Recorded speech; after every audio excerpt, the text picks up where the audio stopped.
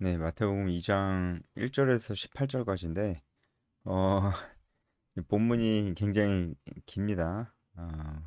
뭐 그냥 연구하고 공부하지 않고 그냥 보려면은 너무나 잘 알고 있는 말씀이고 이제 어떤 이야기 형태로 돼 있기 때문에 묵상하는 데는 뭐 그렇게 어렵진 않을 테지만 공부할 게 좀 많아요. 그리고 그 얘기는 이제 여러분들이 익숙한 얘기일 수 있겠지만 그만큼 공부하지 않고는 모를 만한 내용들이 많다는 것이기도 하죠. 그래서 하나하나 좀 차근차근 중요한 것들 위주로 설명을 드리겠습니다. 앞서 말씀을 드리자면은 어, 오늘 어, 1절에서 18절까지 말씀 중에 우리가 중점적으로 좀 볼 것들이 바로 예언에 관한 말씀입니다. 미가서 그리고 사무엘 하, 그리고 예레미야 등 이렇게 그 구약의 말씀들이 그 예언들이 성취되었다는 말씀들이 오늘 많이 있는데요. 어떻게 그런 의미로 좀 볼 수가 있는지 그런 것들 위주로 좀 보겠습니다. 1절 헤롯 왕 때에 예수께서 유대 베들레헴에서 나심에 동방으로부터 박사들이 예루살렘에 이르러 말하되 이 헤롯은 이제 대헤롯이죠. 대헤롯이고 예수님이 공생의 기간 때 있었던 헤롯이 아닙니다. 어, 그 헤롯 가문의 그 헤롯 왕들을 성경에서는 다 헤롯이라고 그렇게 하고 있어요. 그래서 헷갈릴 수 있는데 여기 등장하는 헤롯은 그레이트 헤롯, 대헤롯입니다. 이 헤롯은 음, 어, BC 40년에서부터 BC 4년까지 35년 동안 그렇게 다스렸는데 어, 에서의 후손인 이두메 출신이었습니다. 하지만 유대인들의 환심을 사기 위해서 예루살렘의 성전을 건축하기도 했습니다. 이 헤롯은 굉장히 잔인했습니다. 자신의 지위가 위태로워질 것 같으면 가족들을 죽이는 일도 서슴지 않았던 사람이었습니다. 일례로 자신의 부인인 마리암네를 죽였고요. 그리고 몇몇의 친족 및 두 아들을 죽이기까지 했습니다. 자신의 에, 자리에 대한 왕의 자리에 대한 굉장히 또 불안감이 있었다는 얘기고 그만큼 욕심이 많고 잔인했던 사람이었음을 알 수가 있죠. 근데 이 바로 이 헤롯의 재위 기간 중에 예수님이 태어나셨다는 것은 예수님이 정확하게 AD 1년에 딱 태어난 게 아니라는 거예요.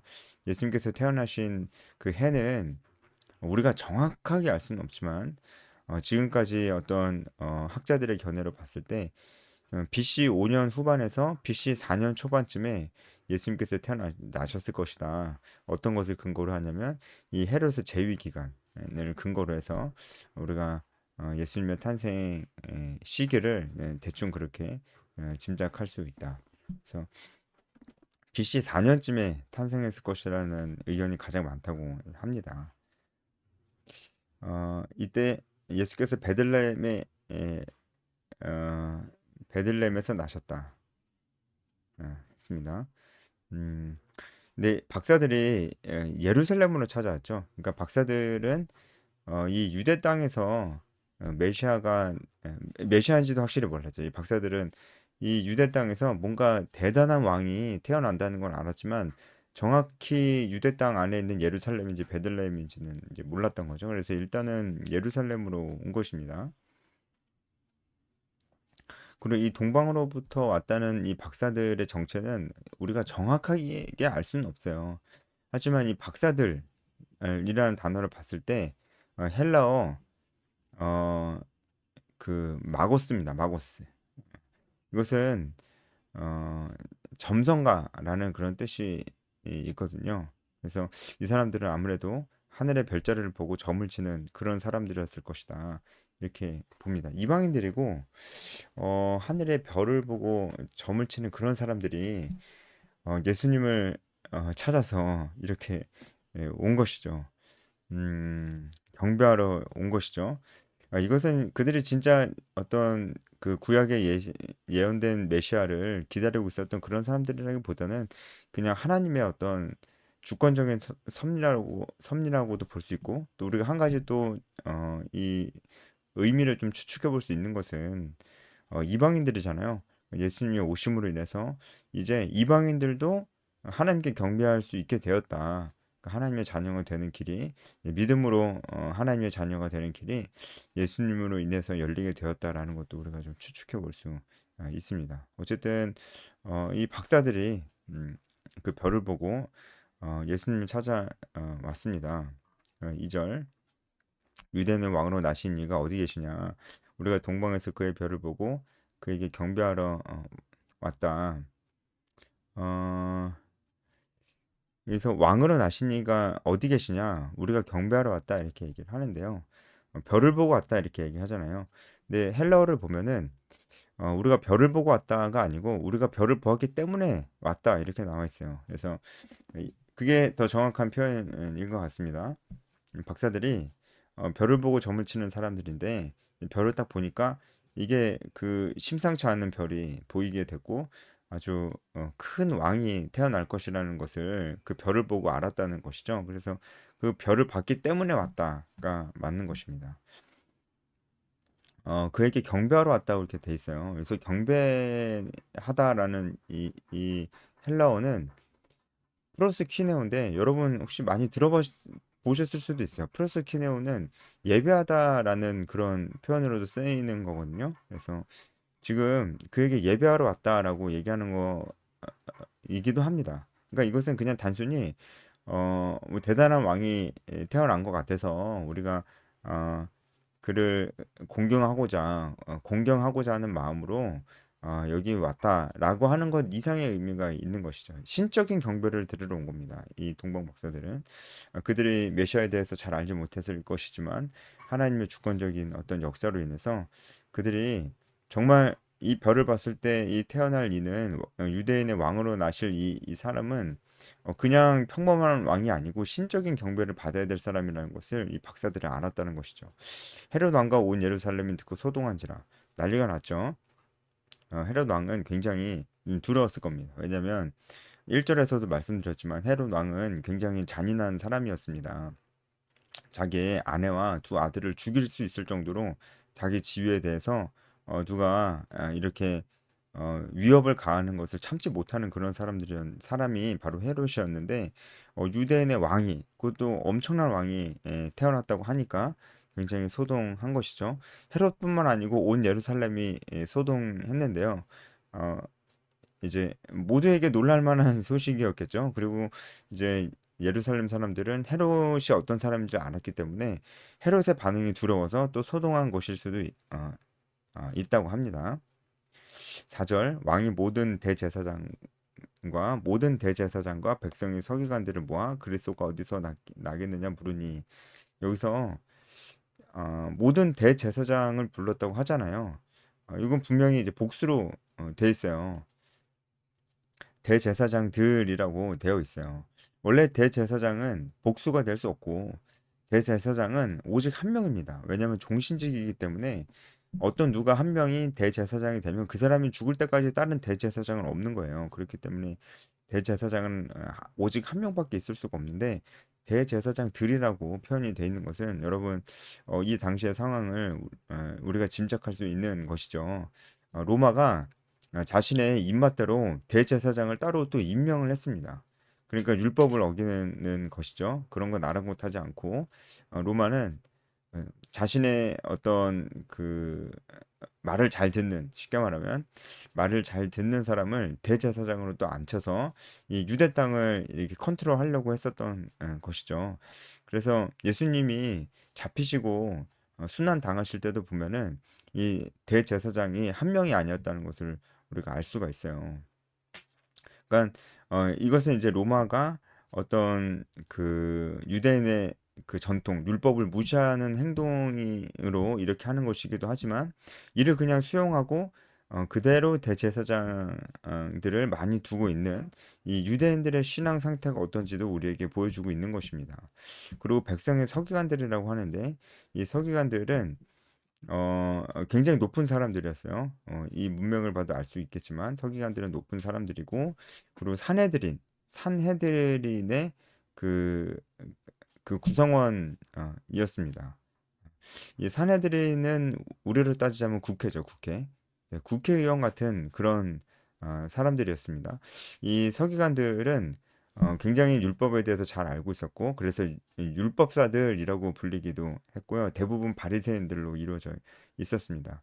그러니까 헤롯 왕이 이 대제사장과 서기관들을 모아서 그리스도가 어디서 나겠느냐고 물어본 것을 보니까 대제사장 서기관들이 이 성경 구약에 대해서 잘 알고 있으니까 물어본 것이다. 이렇게 우리가 추측해 볼 수가 있는 것이죠. 그리고 우리가 또 한 가지 알 수 있는 사실은 헤롯 왕은 지금 동방 박사들이 태어났다고 하는 동방 박사들이 얘기하는 그 왕이 메시아라는 것을 헤롯 왕은 이제 짐작했다는 거예요. 그리스도가 어디서 나겠느냐 물으니 이렇게 얘기했잖아요.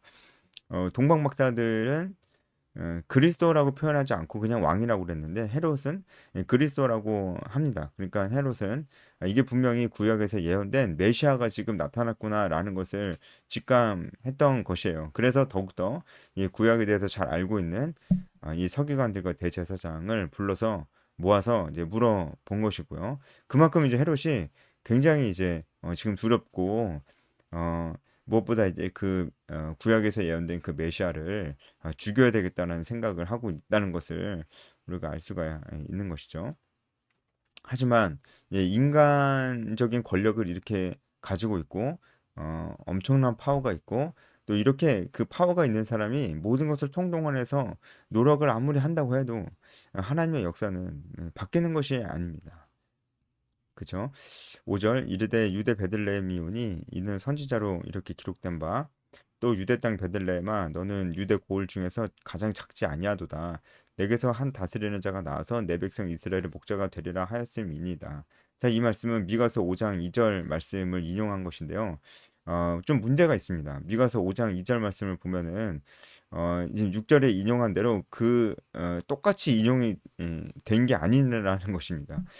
미가서 5장 2절 말씀은 이렇게 되어 있습니다. 베들레헴 에브라다야 너는 유다 족속 중에 작을지라도 이렇게 나와 있어요. 그런데 지금은 뭐라고 합니까? 유대 땅 베들레헴아 너는 유대 고을 중에 가장 작지 아니하도다. 이거 완전히 반대로 얘기하고 있잖아요. 그러니까 미가서 말씀을 그대로 인용하고 있는 게 아니라는 것을 볼 수가 있습니다. 이건 뭐냐 그러면 성경에 오류가 있는 거냐? 그렇지 않고요. 그대로 인용하고 있지 않은 것뿐이지 전체적인 내용들은 인용하고 있는 것입니다. 그러니까 미가서 말씀도 5장 전체 내용을 보면은 어, 베들레헴이 작지만 작지 않다 이 얘기를 하고 있어요.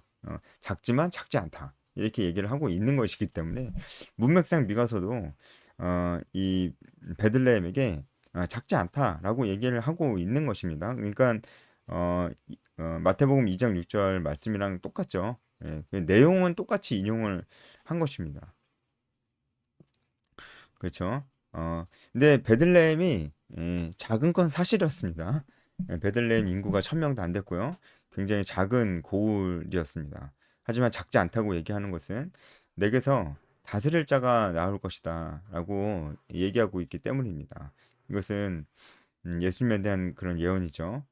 내 백성 이스라엘의 목자가 되리라. 이렇게 나오는데요. 음, 내 백성 어, 내 백성 이스라엘의 목자가 되리라. 어, 라고 나오는데 이 말씀은 사무엘하 5장 2절 말씀을 인용한 것입니다. 하나님께서 다윗왕에게 하셨던 말씀이었고요. 내가 내 백성 이스라엘의 목자가 되며 이스라엘의 주권자가 되리라 이렇게 말씀을 하셨던 것인데요. 이걸 인용을 했습니다. 어, 이것은 사무엘 하의 문맥 속에서는 하나님께서 다윗 왕에게 하신 말씀이지만 또한 예수님에 대한 예언의 말씀이기도 하다라는 것이죠. 우리가 얼마 전에 이사야서 말씀을 큐티하고 묵상하면서 또 공부도 했었잖아요. 그때도 제가 정말 많이 말씀드렸던 게 뭐냐면 이 말씀은 이사야가 나중에 이스라엘이 바벨론 포로로 끌려갔다가 다시 귀환할 것에 대한 예언의 말씀이기도 하면서 동시에 예수님이 이 땅에 오실 것에 예수님의 초림에 대한 예언의 말씀임과도 동시에 예수님의 재림에 대한 말씀이다. 제가 이렇게 중의적인 이런 것으로 봐야 된다. 그렇게 제가 정말 많이 말씀을 드렸었는데 구약의 말씀 중에 그런 부분이 정말 많습니다. 그 당시 사람들에 대한 말씀이기도 하고 그 당시 사람들이 조만간 겪을 일에 대한 예언의 말씀이기도 하고 또한 예수님의 오심에 대한 예언의 말씀이기도 합니다. 굉장히 이제 표현 하나에 여러 가지 예언의 의미들이 있다는 거예요. 그리고 지금 이 말씀도 내 백성 이스라엘의 목자가 되리라고 하는 이 말씀도 바로 그렇게 볼 수가 있는 것입니다. 사무엘 하 5장 2절 말씀에서는 하나님이 다윗 왕에게 하신 말씀이지만 동시에 그 말씀은 하나님께서 메시아의 오심에 대해서 예언의 말씀을 주신 것이다. 이렇게 사무엘에게 주신 것이다. 이렇게 볼 수가 있는 것입니다. 어, 실제로 이제 예수님도 예수님 자기 자신을 선한 목자라고 이렇게 말씀을 하시면서 이스라엘의 목자가 되셨음을 그렇게 말씀하고 계시죠. 그래서 어, 사무엘하 5장 2절 말씀도 역시 예수님에 대한 예언의 말씀이라는 것을 볼 수 있습니다. 오늘 예언의 말씀 많이 나옵니다. 구약의 말씀 인용한 부분들이 많이 나옵니다. 7절 이에 헤롯이 가만히 박사들을 불러 별이 나타난 때를 자세히 묻고 자, 이 부분 여러분 잘 기억하십시오. 헤롯이 이 박사들을 가만히 불렀어요. 가만히 불렀다는 것은 이제 비밀스럽게 몰래 불렀다는 것입니다.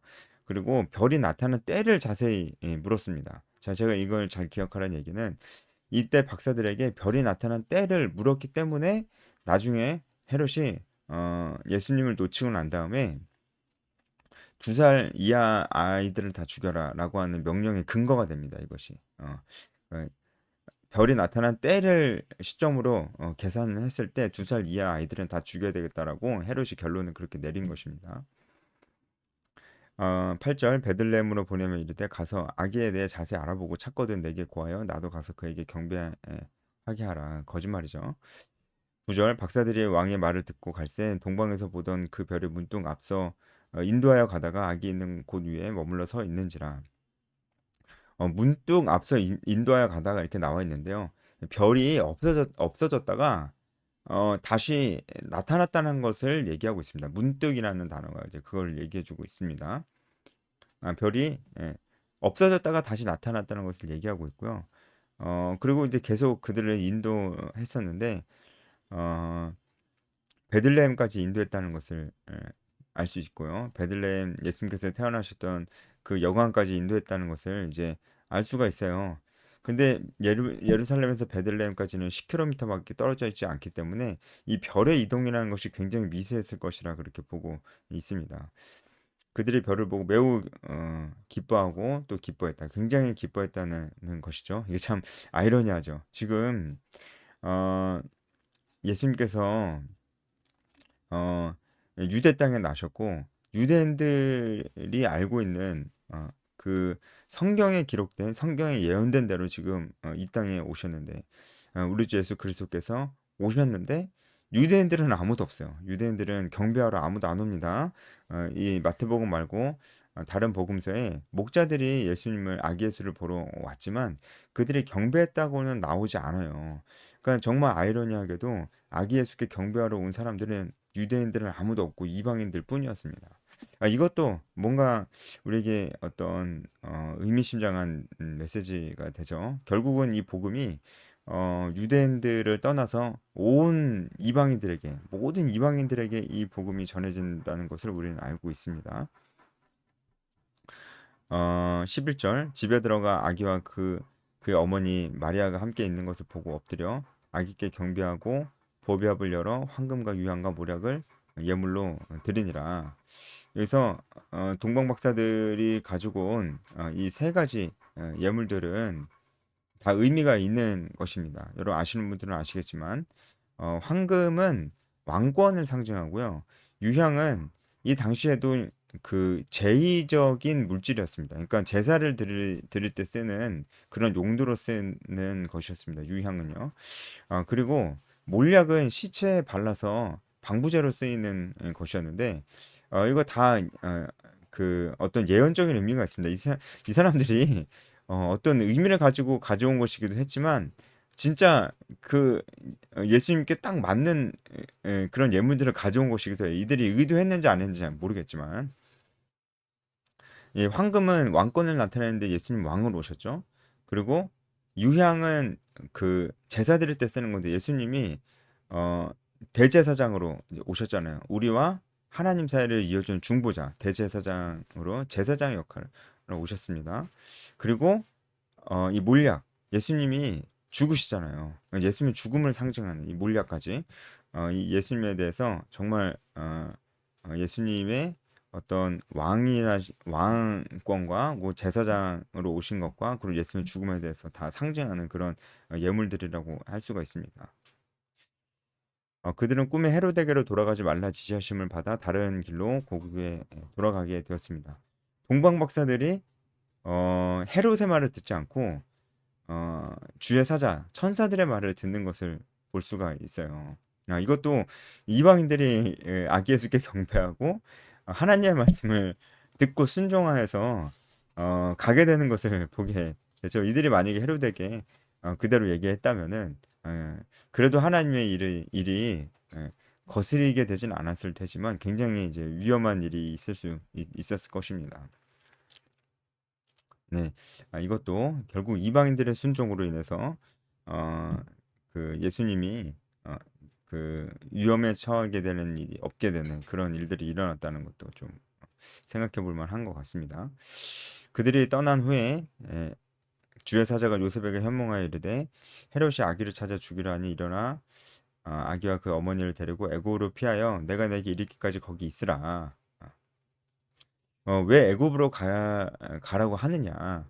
이것도 뭐 어, 여러 가지 이유가 있겠지만 실제로 애굽이 피난처로 삼기 좋은 곳이기도 했어요. 왜냐면 일단은 헤롯의 손이 닿지 않는 곳이고 어, 또 헤롯의 손이 아무리 닿지 않는 곳이라고 해도 너무 작은 나라로 가면은 헤롯이 이렇게 간섭할 수 있잖아요. 헤롯이 간섭할 수 없을 만큼 애굽은 강대국이었고요. 그리고 물론 이제 다 로마의 지배 가운데 있었지만 로마가 자치권을 인정해줬기 때문에 애굽은 여전히 강대국이었습니다. 헤롯이 마음대로 건들 수가 없는 곳이었고요. 그리고 실제로 애굽에는 이 디아스포라 유대인들이 많이 있었기 때문에 유대인이었던 요셉과 마리아가 이 유대인인 예수님을 이 아기 예수를 잘 어, 보살피며 기르기에 그렇게 어려움이 없는 곳이었습니다. 하지만 다른 어떤 이유보다도 성경에 나와 있는 구약 성경에 나와 있는 예언의 말씀을 이루려고 그래서 애굽으로 가라고 했다는 점이 제일 중요하죠. 요셉이 일어나서 밤에 아기와 그 어머니를 데리고 애굽으로 떠나갔습니다. 헤롯이 죽기까지 거기 있었으니 이는 주께서 선지자를 통하여 말씀하신 바 애굽으로부터 내 아들을 불렀다함을 이루려 하심이라. 자, 이제 또 여기에 그 구약 성경이 인용되고 있죠. 그죠? 이것은 호세아서 11장 1절에 나오는 말씀 인용한 것입니다. 내 아들 애굽에서 불러내었다고 이제 나와 있는데요.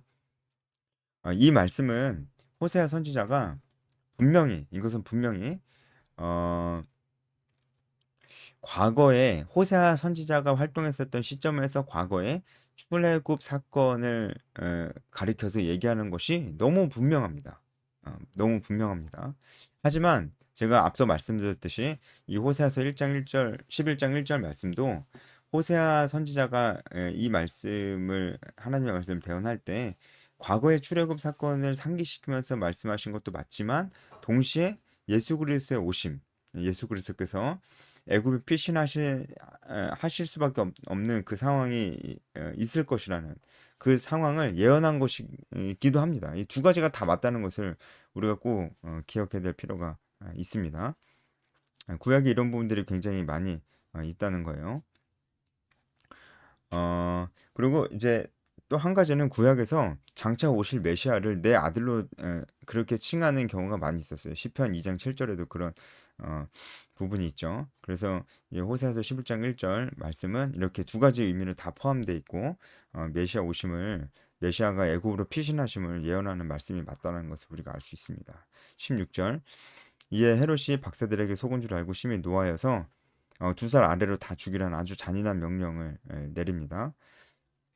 그리고 이제 마지막으로 구약 말씀이 이제 인용된 것들이 마지막에 나오는데 예레미야 31장 15절 말씀을 인용한 것입니다. 라마에서 슬퍼하며 크게 통곡한 소리가 들리니 라헬이 그 자식을 위하여 애곡하는 것이라. 이 말씀도요.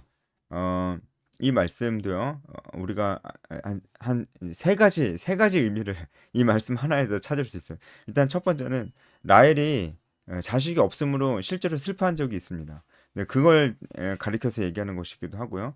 그리고 이 당시에 예레미야가 이 예언의 말씀을 했을 당시에 어떤 의미를 가지고 이 말씀을 한 것이냐면은 북이스라엘이 아수르에게 잡혀가는 그 상황을 두고 얘기를 한 것입니다. 북이스라엘이 아수르에 포로가 되어서 끌려갈 때 이것이 마치 라헬이 통곡하면서 슬퍼하는 모습으로 비유를 한 것이죠. 그러니까 라헬이 자식이 없어서 슬퍼하는 것이잖아요. 그러니까 이스라엘이 아수르의 포로로 끌려가는 것이기 때문에 마치 이제 자기 자식이 없는 것처럼 그렇게 슬퍼하는 그런 장면을 얘기한 것입니다. 그러니까 실제로 라헬이 슬퍼하는 것을 얘기하는 것이고 아수르의 북이스라엘의 포로를 끌려가는 것을 얘기하는 것이고 그리고 세 번째가 바로 메시아와 관련된 예언의 말씀이기도 합니다. 헤롯이 두 살 아래의 아이들을 다 죽이라고 했었던 그 사건을 예언한 말씀이기도 합니다. 이 예레미야 31장 15절은 이 세 가지 의미가 다 담겨져 있는 것이다라고 볼 수가 있습니다. 네, 오늘 여기까지 해설을 할 텐데요. 여러분 이제 어떤 것들을 좀 묵상할 수 있겠습니까? 한 가지만 좀 묵상 포인트를 드리자면은 오늘 구약의 말씀들을 인용한 부분들이 너무 많아가지고 제가 아무리 빨리 설명하고 짧게 설명하려고 해도 정말 할 말이 정말 많았는데요. 그러니까 이 말씀을 그러니까 메시아가 오신 것을 보는 이 당시의 유대인들은 메시아가 왔음을 알 수 있었을까요? 알 수가 있었을 것이라는 거죠. 알 수밖에 없었다는 겁니다. 하나님의 말씀을 안다면은 메시아를 모를 수가 없는 것입니다. 왜냐면은 하나님의 말씀이 당시에 하나님의 말씀 구약밖에 없었으니까 구약의 말씀에 이렇게 메시아에 대한 예언이 이렇게 많이 있었어요. 그러니까 유대인들이 모를 수가 없다는 거예요. 지금 이 마태복음도 유대인들에게 쓰는 거잖아요. 그러니까 유대인들이 이 메시아가 오심을 모를 수가 없는 것이에요. 그리고 동시에 아직 메시아에 대해서 모르는 사람들도 이분이 진짜로 메시아구나라는 것을 부정할 수가 없다라고 하는 거예요. 그럼에도 불구하고 사람들이 예수님을 성경의 구약에서 예언된 그 메시아라는 것을 받아들이지는 않았습니다. 그러므로 그들이 어, 예수님을 믿지 않으므로 이제 구원을 얻지 못하게 된 것이죠. 그러니까 이걸 우리에게 어떻게 적용할 수 있느냐. 그러니까 말씀을 정말 잘 아는 것이 얼마나 중요한가. 지금도 그래서 마태복음에서 마태가 이 구약의 말씀들을 계속 인용하는 것 아니겠습니까? 하나님 말씀을 아는 것이 얼마나 중요한가. 우리도 이 말씀을 아는 것이 얼마나 중요한지 지금 여러분 오늘 본문 말씀 여러분 1절부터 18절까지 여러분 모르는 사람 어디 있어요? 여러분 이 말씀 너무나 유명해서 크리스마스 때도 연극으로도 많이 하고 하는 그런 말씀이잖아요. 그런데 여러분 오늘 이 해설 들으면서 여러분 모르시는 거 많았었죠. 모르는 부분들은 너무 많이 있었을 것입니다. 이렇게 성경에 대해서 우리가 알아야 될 필요성이 너무나 많이 있습니다. 유대인들은 말씀을 제대로 몰랐던 것 같아요. 몰랐기 때문에 메시아를 알아보지 못했습니다. 그들이 결국은 그렇게 된 것이죠. 그래서 말씀을 아는 것이 얼마나 중요한지, 나는 정말 말씀을 알려고 하는지 그런 것들을 한번 돌아보면 좋을 것 같습니다. 여기까지 하겠습니다.